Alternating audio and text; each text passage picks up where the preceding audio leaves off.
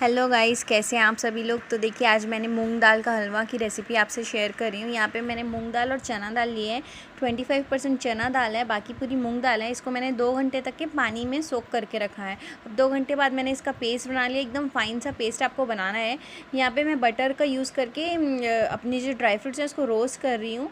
एकदम ज़्यादा आपको जलाना नहीं। जब किशमिश आपकी फूल के साइज़ में डबल हो जाएगी तो आप उसको बाहर निकाल के अलग से रख लेंगे। अब यहाँ पे देखिए मेरी किशमिश फूलने लगी है। अब इसको मैं निकाल रही हूँ गाइस।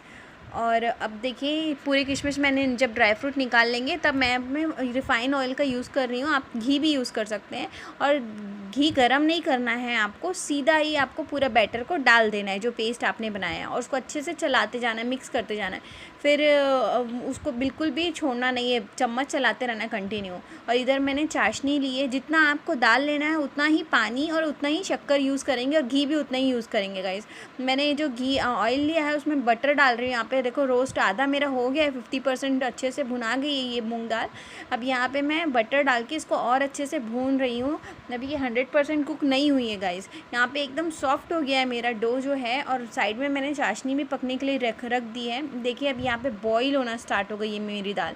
इतना गर्म हो गया इसका ऑयल, और ये बॉईल हो रहा है। और ये मैंने मावा रखा है, खोआ बोलते हैं जिससे, इसको काट के इसको भी अच्छे से डाल देंगे। जब वहाँ पे बॉईल होने वाले पोजीशन आ जाएगी जब दाल में, तब आप इस खोए को डाल लेंगे और अच्छे से इसको मिक्स कर लेंगे। इसको ज़्यादा पकाना नहीं है। जैसे ही अच्छे से मेल्ट हो जाएगा, पूरा एक साथ मिक्स हो जाएगा, तब वो चाशनी आप डाल के इसको ढक कर थोड़ी देर 5 मिनट पका लेंगे। फिर इसके बाद ये ड्राई फ्रूट डाल देंगे और अच्छे से स्टेयर कर सकते हैं। इसमें आप इलायची पाउडर भी डाल सकते हैं और हल्का सा केवड़ा जल भी डाल सकते हैं खुशबू के लिए, लेकिन मैंने ये सब चीज़ें नहीं डाली है।